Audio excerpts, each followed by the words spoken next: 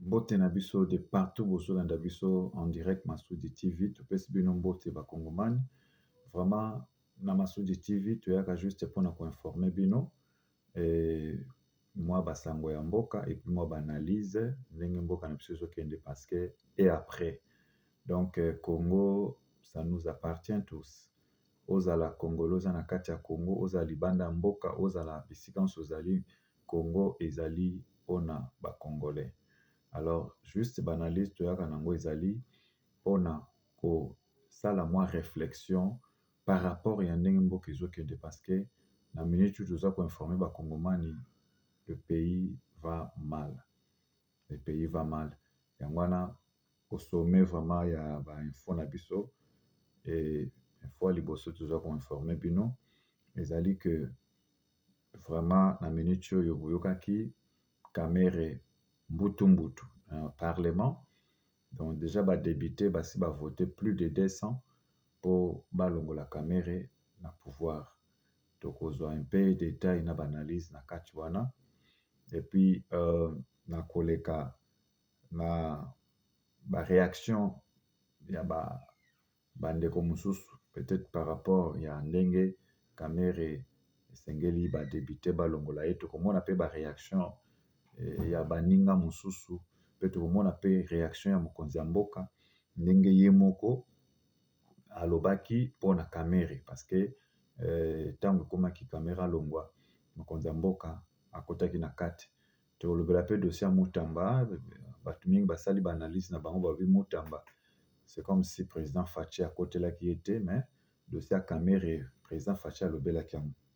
Alors tokozwa yango nyonso na kati ya émission ya Masudi TV et pe tokokende pe kote ya mapinga na biso totala est-ce que mapinga na biso eza koévoluer vraiment bien, est-ce que bamilitaire na biso baza vraiment kosala mosala ndenge oyo esengeli esalema pe tokozwa image ndenge barebele oyo ya M23 na nanga na babande na ye basi bakomi korecruter même basoda FARDC mpona kobundela ngambu na bango. Donc nyonso tokozwa yango na Masudi TV boyebi toujours na coutume na biso awa na chaîne na biso avant toute chose tokosenga régie aflashele biso nzembo ya Inonce B eza nzembo moko social eza nzembo moko ezala mateya nalingaka yango mingi pe tozokodedi yango na bakongolais nyonso 4 coins esika bozali bolanda nzembo oyo tofungwama parce que émission oyo tozosala eza émission moko oyo eyaka kofungola bato mayele awa toyaka kosala baanalyse te mais awa tozali kosala baanalyse au-delà des analyses. Donc baanalyse oyo bajournaliste basalaka oyo banani basalaka bato nani donc biso sikoyo toyaka na analyse na likolo ya baanalyse donc tosalaka réflexion au-delà ya baréflexion. Donc c'est ça. Est-ce que soki guerre oyo eza na este banani fuma bazali cause nango totiaka sentiment te tokoloba est-ce que côté ya gouvernement effort ni bazosala pour gouvernement et résoudre ba problème ya guerre. Donc tokolanda na ba commentaire na biso nyonso tokolobela masolo ya mboka. Alors tosengi régie atila biso Inonce Bitola. Merci beaucoup.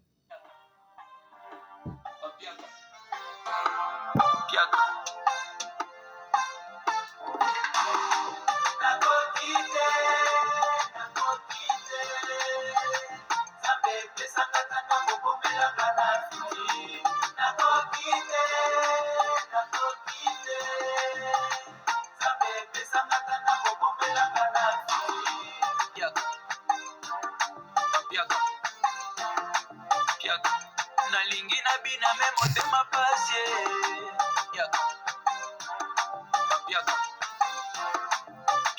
bana bazokola mais avenir sombre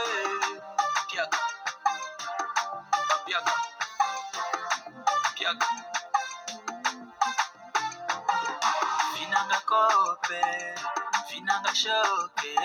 Je cherche ma route au bout du tunnel, bon à mon lumière. Dans la tobungi nzela, lwako wela batinga nazala mobola nazela bomengo na lola bango baliaka biso tozela bango batonda biso so itomela mpona nini bongo motema ezosuka baboyi na kota nani akolobela baye basanga awa esi boteka mawa nakoki te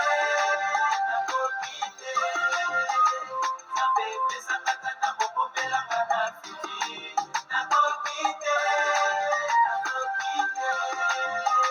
nzambe epesanga tata bokomelanga na fiti piaka bapiaka piaka nalingi na fetele na este pasi piaka bapiaka piaka nalingi na voteme motema pasi piaka bapiaka piaka pesanga mwinda nalandela banzela mitema ebukana bozanga volonte kobongisa touti bomwana na bapasi tozali kokola na basouffrance tozela kobonga na kikokono neti kaka na limwa na bunga lokola mongwa na bile chance mpe basombaka te rambe na ngai esimbi te motema ezosuka baboyi na kota nani akolobela baye basanga Vraiment, merci na régie. Motema ezosuka. Donc, tant que tokomaka na makambo ya Congo, c'est vrai motema esukaka. Soki oza mutu ozali normal, oza na ba sens nyonso, esengeli tolongola sentiment, rien ne marche na Congo. D'abord, avant tokota na analyse na biso na koyebisa bino ke message moko na otinda nao na niveau ya gouvernement, kobanda na mokonzi ya mboka, président Félix Antoine Tshisekedi, kino bato nyonso ya mboka bakonzi bato ya minene nyonso baza na mboka gouvernement. Message eza moko, vraiment, monsieur le président, avec tout les respects que je vous dois na gouvernement congolais, vraiment bozosala soni ya Congo. Oyo ezali message d'abord toza kotinda, vraiment bozosala soni ya Congo, parce que politique na bino peuple azosepela nango te, parce que je ne sais pas soki politique oyo peuple apesaka bato pouvoir pour politique et contredire peuple, je ne sais pas, parce que balobi pouvoir au peuple par le peuple, pouvoir au peuple par le peuple. Balobi la voix de Dieu, la voix eza na terme moko balobaka, la voix du peuple c'est la voix de Dieu. Donc président Fachi, il faut yeba ke peuple nda ponaki osika wana, mais peuple yango aponaki yo aza lisusu content na yo te. C'est ça le problème. Et aza pe content na bakonzi te, parce que sotali pendant premier mandat ya Félix, deuxième mandat, premier mandat peuple azaki na mwa mawa. C'est-à-dire, bon, totika président Félix asala parce que Kabila minaki ba Rwandais asali boye na deuxième mandat kozwa souffle. Mais na deuxième mandat nde ekokoma bondoki. Alors, peuple aza fatigué. Donc, vraiment, je suis désolé. Gouvernement bozo fouté rien. Ba biloko ezo salema spontanément, nde ba spontanément. Donc, ba biloko moko esalemaka, hey, train kune bimi, hey, kune sali boy.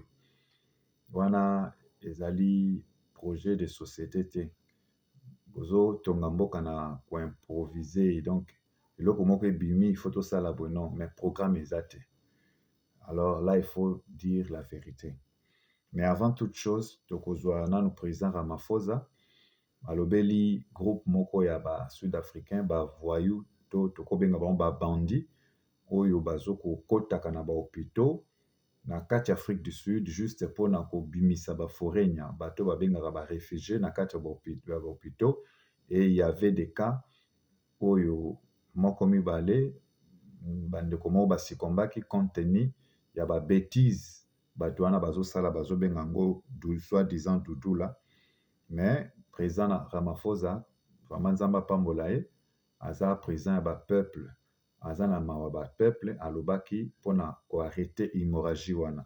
Tolanda ye sikoyo. We want people to be properly documented in our country. We want employers to be very careful and hire people who are properly documented.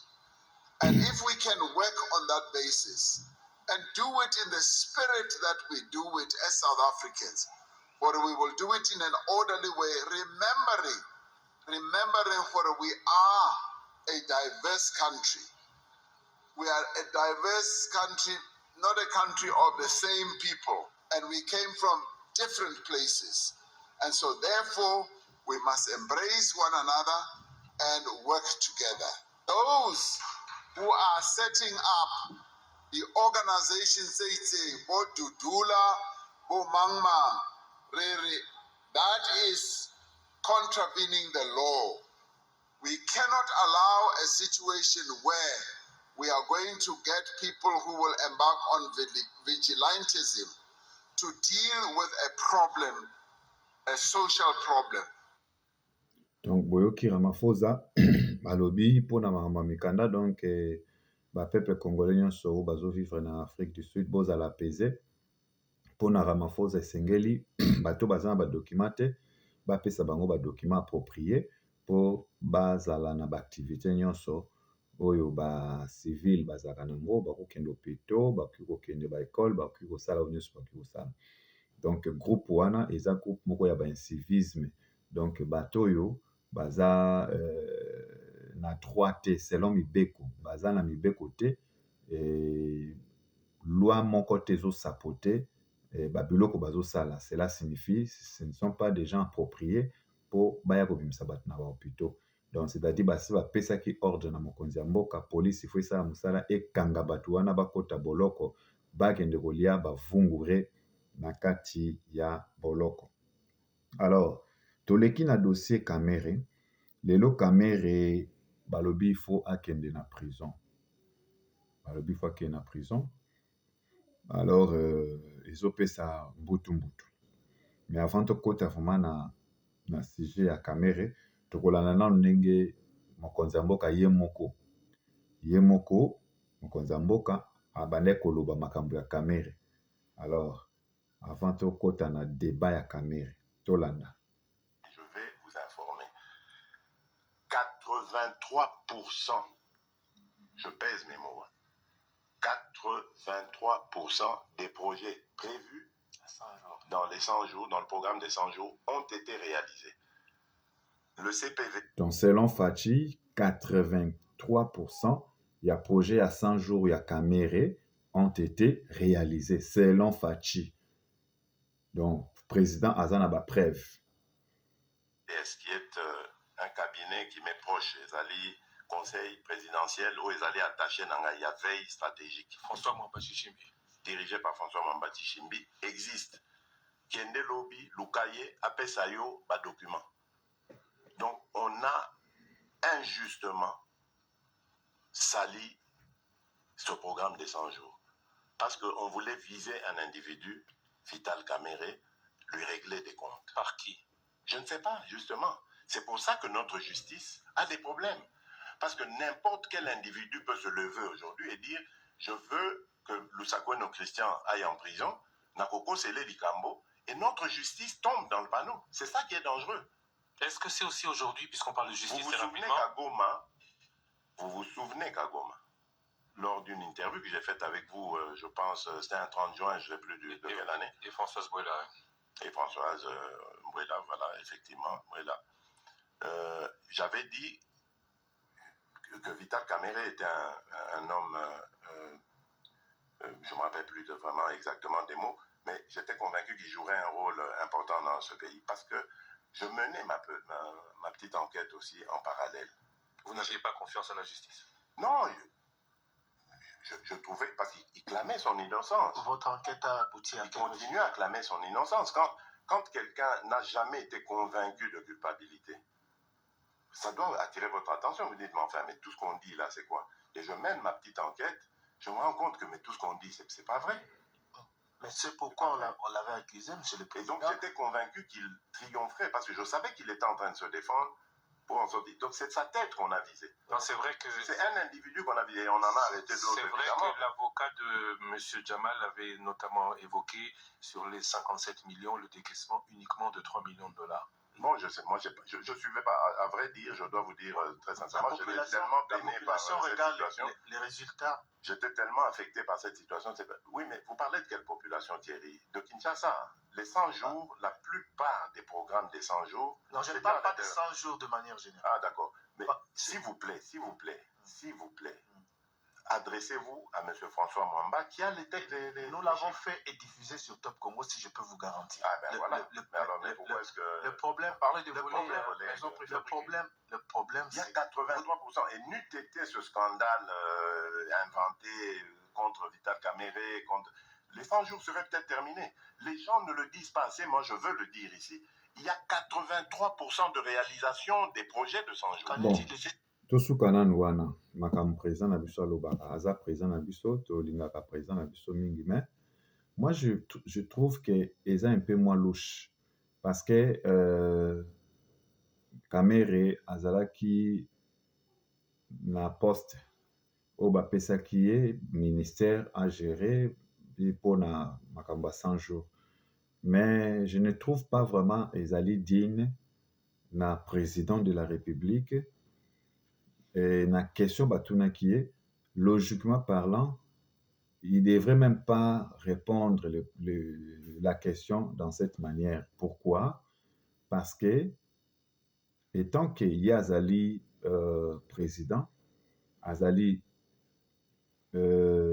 numéro 1, la manière dont le président a pu répondre dans les olaxa que na batunyon sunde bazomonelango, président aza ko défendre mingi Vital Kamere parce que peut-être il fallait qu'il kaka lobaka que non ceux qui ba a quitté Kamere, cela signifie c'est que justice monique ayiba kitenga na zane loko ko lobate, mais le fait président zokota na ba détail non moni na sala ki ba sondage na monaki que Kamere aza mutu moko important ainsi de suite. Vraiment, ce n'était pas l'essentiel. Ce n'était pas l'essentiel parce que ils ont créé des hommes d'ombre révélés par rapport à makambo ya Mutamba. Mutamba kuta zaki proche Pena Félix et puis Mutamba zaki mutoyo abundeli Félix na makambo ebele. Donc toloba Félix te mais gouvernement ya Félix parce que azalaki wana pona honneur d'abord, il y a gouvernement. C'est honneur à gouvernement, honneur, il y a président de la République. Alors, dans tout ce que Mutamba a fait, et puis, à quel même Tiko joué rôle, il y a plainte contre Kabila. Donc, il fallait qu'il y ait la même mingi acclamé le président de la République par rapport, il y a politicien moussous. Mais tout le monde a accent à président, et ils ont trop na caméra, mais accent à président, ils ont qui na Mutamba te. C'est ça là où le peuple congolais a un flou. Donc, par là, l'analyse na biso toko lobaboy que les gens babiloko mususu président azozala préparer vraiment te pona ko répondre à biloko mususu to ba question. Alors, président un certain temps azali ko koma lokola journaliste ou bien azali ko koma lokola musicien ou baza ko tuna ye ba question et puis azo répondre pendant que na poste ya président de la République esengeli pa akotaka ba débat oyo eza pena ko honorer ete parce que ba débat musu eza ko kitisa eti na makolo pendant que débat ya Mutamba kota kité mais débat ya Kamere à côté. Donc c'est là ce qui prouve que quelque chose qui ne va pas. Et maintenant Kamere lelo ba débité ba remarquer que bambongo na bango ezomona na te ba bloko na bango ba bien nyonso na bango à parlement ba makambo belé ba juger bon ba longola ye. Alors tu éviter témoignage au président de la République à Pesaki si s'avérait que Kamere azui mbongo to ayibi mbongo ya ba débuté. Alors témoignage président Pesaki wana et au ministre président ebimisa président mwana moke. Et puis de deux, na kati makambo président kaka alobi ba maison fait fabriqué wana oyo basalaki wana à cause ya bato ndenge balobaki yango badenonsaki esali ke misala wana ekatana. Mais moi je m'étonne comment expliquer président de la République na gouvernement bokoki kozala influencé parce que bato balobi caméra yibi mbongo et misala wana s'arrêter.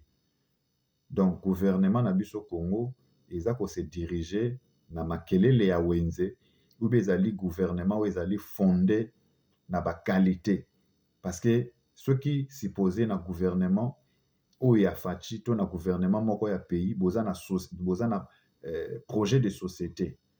Même ceux qui ba soupçonner boyibi mais bino bo continuer misala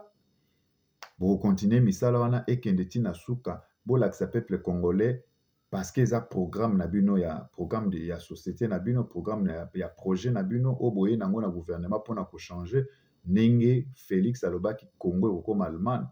Donc c'est supposé que ba maison fait ceux qui fait fabriquer wana ezalaki ba parmi les projets ou soit ceux qui ezalaki non parmi les projets oyo yaki nango en tant que président.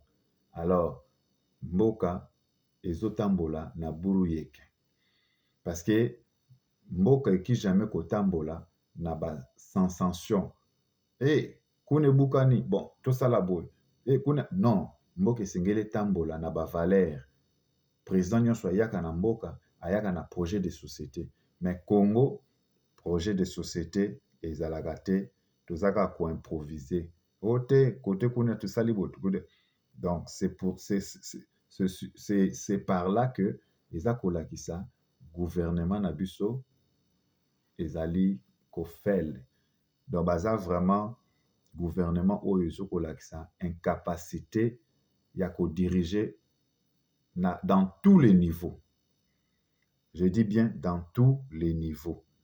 Alors ce que olandi ba congolais ba réaction ya ba congolais tokozwana nous réaction ya mama na biso oyo bolanda ye Kamere aza kolia biso na CC aza na droite bino chef de l'état moyen limbisa ye eza te bino ba député bobenda sieni monene balungola kamere bino ba député botala kamere te alelaka bino na CC alelaka bino na mbongo ye azolundama na mbuko oyo biso bakulembo balingi kunyokola biso ale kolungola kamere tolingi ye te sino akukuzila wana ba réaction ba maman.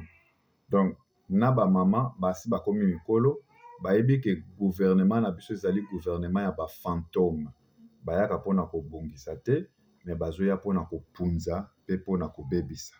Alors vraiment c'est trop malheureux. Kozwa Kofi Olomide ye pe aloba déjà tozwa ba extrait. Assemblée nationale on a 20 millions de dollars par mois. Pourquoi faire? Pourquoi faire? Macron baza 500 baza 500. Oui, 20 millions on a sali bazo ça de la peuple nini. Nayoka ke mutu net par exemple so zaka mutu Sénat président Sénat ce qui 100 millions dollars par mois atayo mutu moko 100 000 mboka ya boy. Est-ce que y moko le razo kango et je n'ai été ce que je n'ai été c'est que moura mboka était ce n'est pas normal. Mais parlement faut exister quand même. Oui, mais ça dit dans moment moko avec une restriction budgétaire. C'est-à-dire tant que tu que tout ça n'a pas problème, pas difficulté, aux agos 100, Ndima aux 50, à 40. C'est ce que je veux dire. C'est-à-dire bango Aucun parlementaire ne va accepter ça. Yokananu a démissionné et vous changez rien la vie à Congo. Allons-moi. Nous sommes là. Donc eloko bazali ko condamner Kamere premièrement parce que salaire na ye eyebanite. Bino bomona wapi na mboka nini wana oyo salaire ya ba politicien eyebanaka te. Mais salaire à fonctionnaire $200, salaire ya ba enseignant $228. Non. Mboka kiko zala diriger boité. Alors, en tant que ba peuple congolais, en tant que batu na Nzambe pe tozali kotelemela la médiocrité parce que mboka na biso ezotambola na bamédiocre. Bato bazotambusa mboka na médiocrité. Comment expliquer mboka mobimba banzela ezalaka te, mabulu partout, mais soi-disant ministre, soi-disant ceux qui mandataires, soi-disant azozwa bambongo ba $100,000, badébité banani nde badébité batali non comment bambongo nyonso ya Congo ekotaka parce que ntango ozali chef ya assemblée oza na responsabilité ya kotala barécolte nyonso ezali na Congo capitale province, donc libanda ya province nyonso barecette nyonso eyaka pa na yo, ya Katanga eyaka pa na yo, bozo contrôler ya Mbandaka ezoya na papa na ye, ya Matadi. Donc baport na biso nyonso eza na Congo.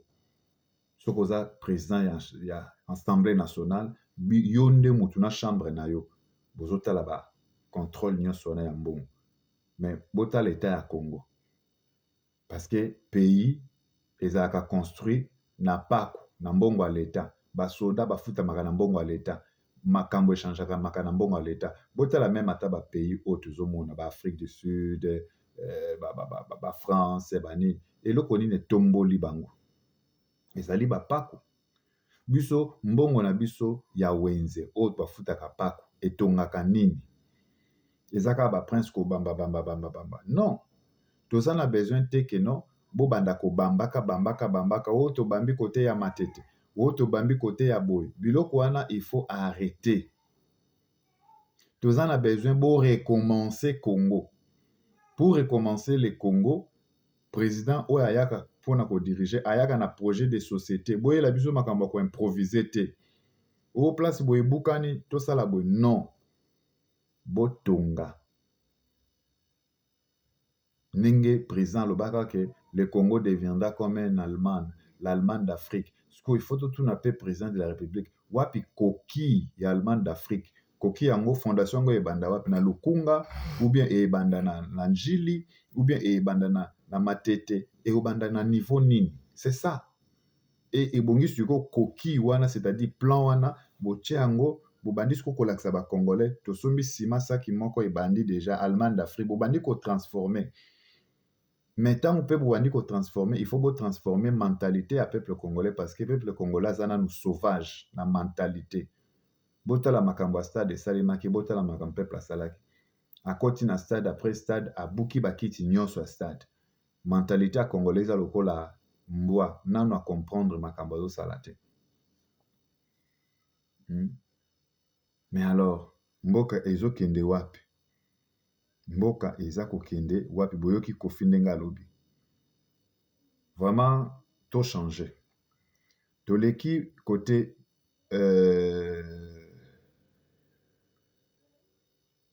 côté moko Fatia zali ko recevoir Bill Gates. Bill Gates aye na ba projet mais tolanda comme ça tu commenter après.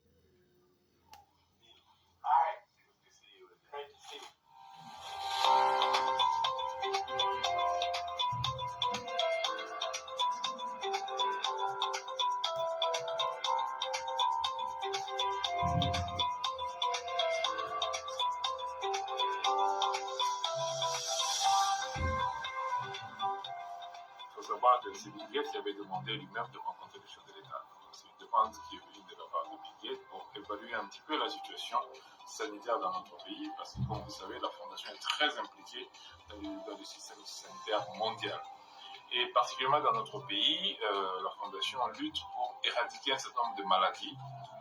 La deuxième chose, c'est que la vaccination de routine. Vous savez, des vaccins que les enfants reçoivent tous les jours.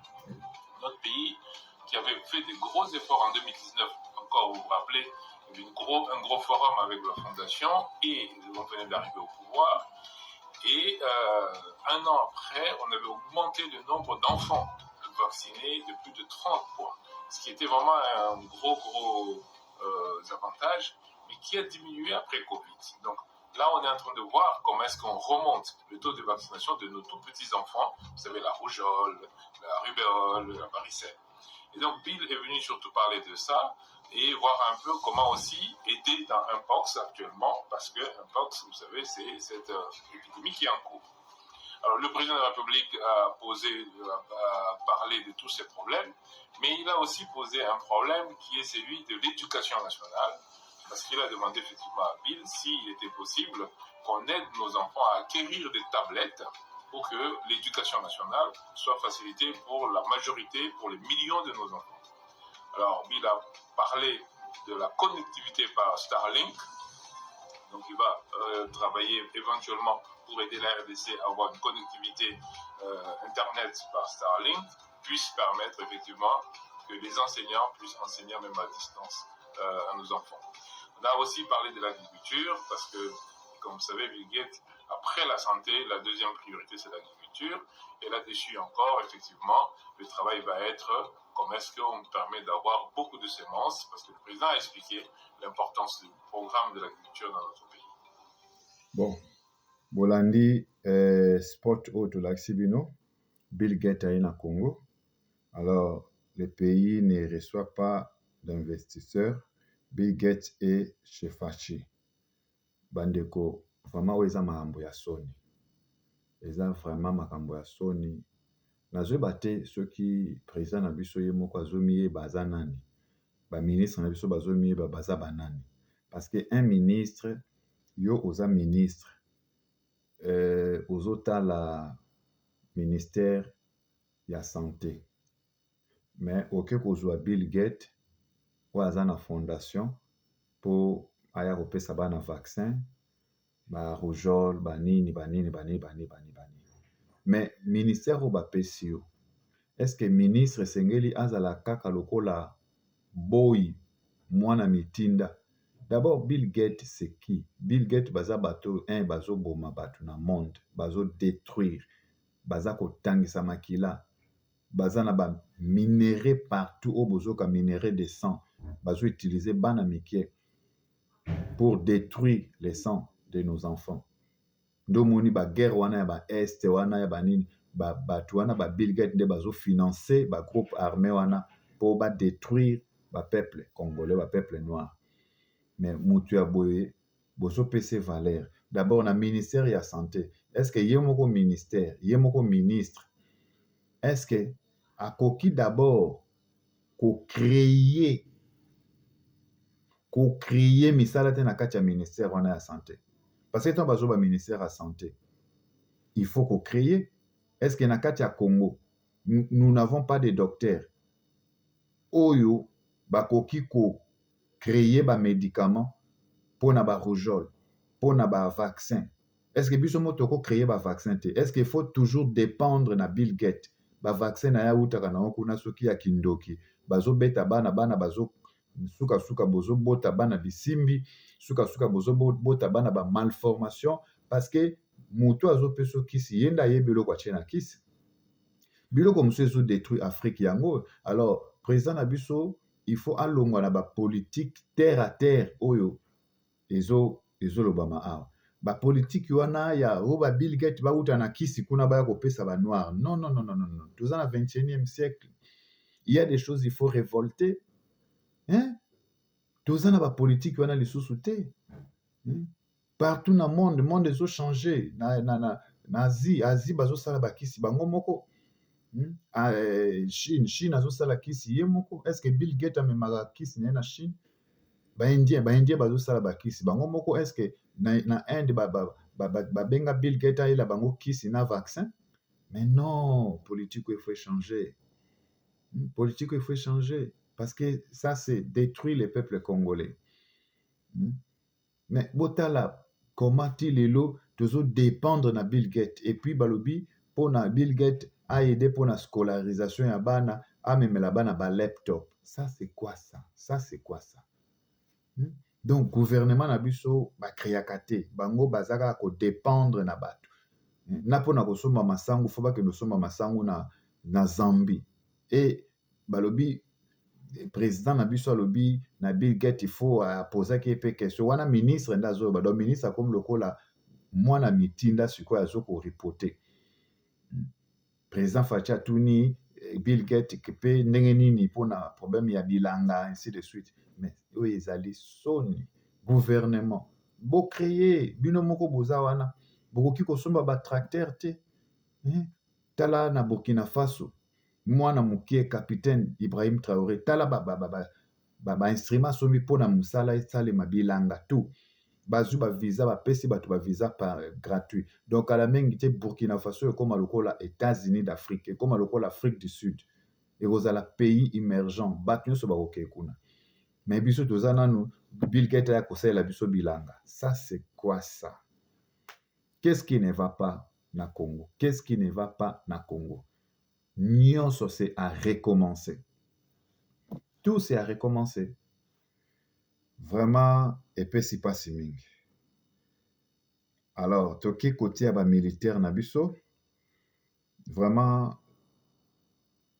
na minute oyo de tosolo bawa armée ezali par terre. D'abord, tozwi situation ya Uvira. Tokoyoka komanda onde ngazoloba na Uvira. Hatutaitika na hatutakubali watu kukimbia kwenda Tanzania.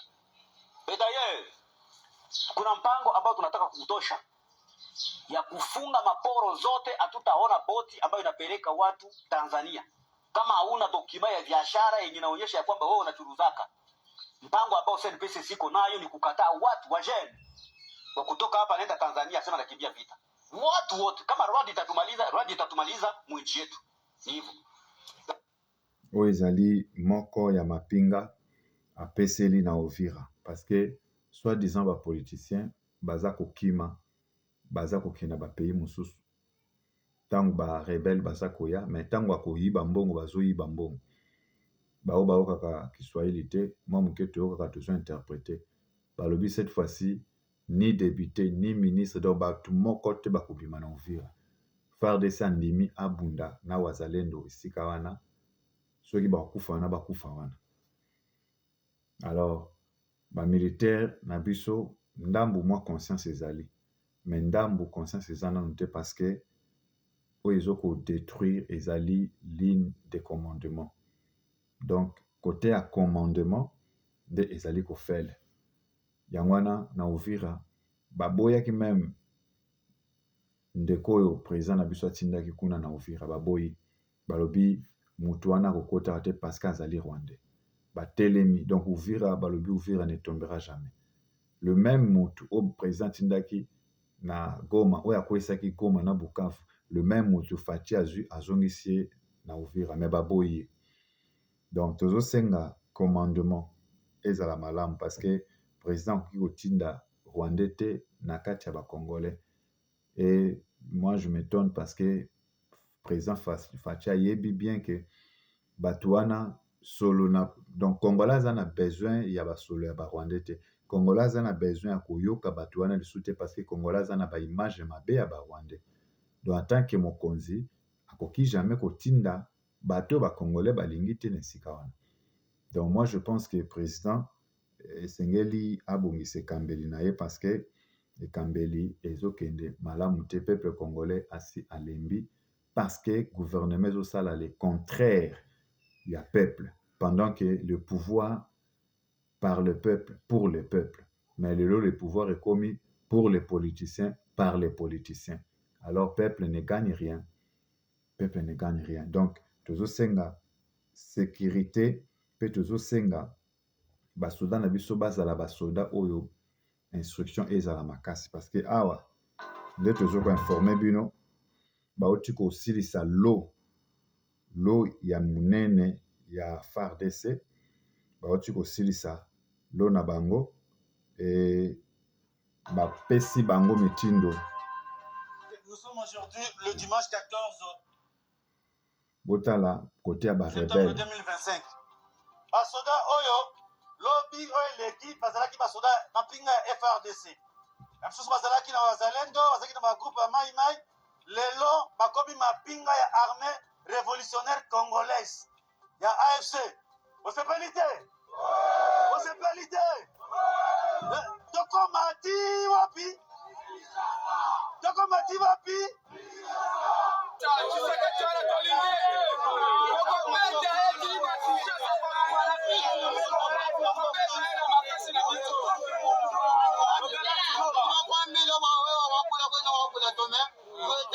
Mudi président tu dis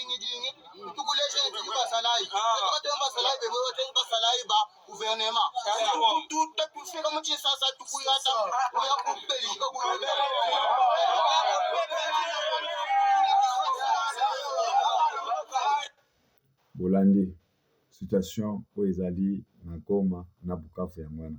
Le moment oyo ba rebelle bazo recruter ba wazalendo na biso ba wazalendo bake kuna basali front pour ba combattre Félix Tshisekedi.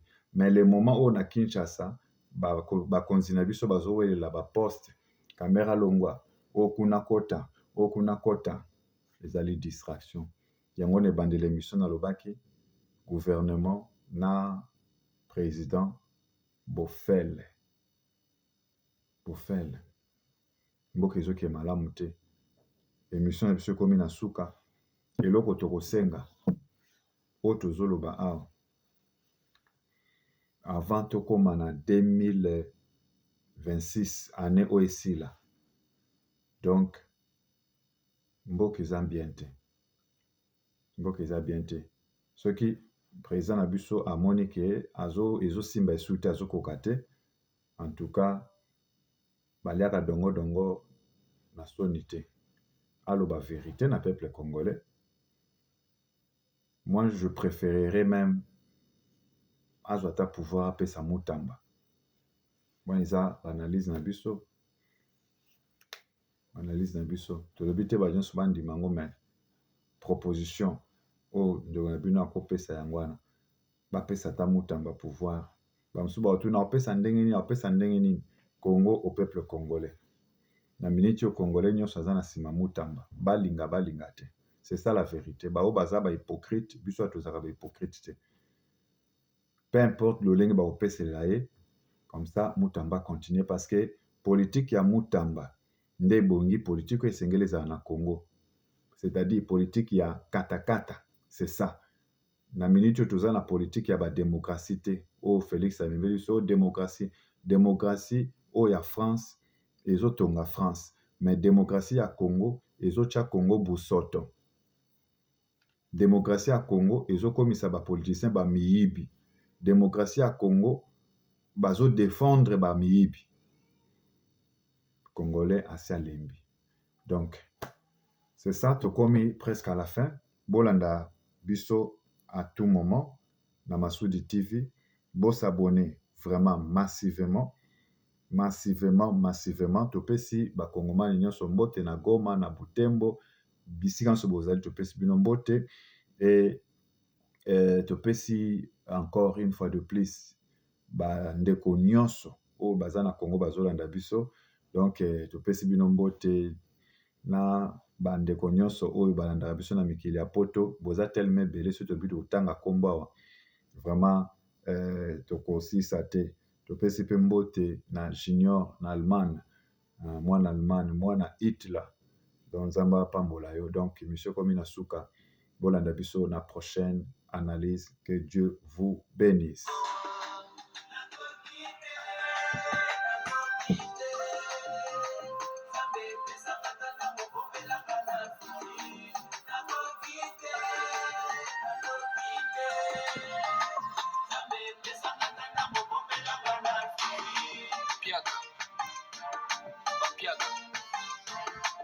Piaga.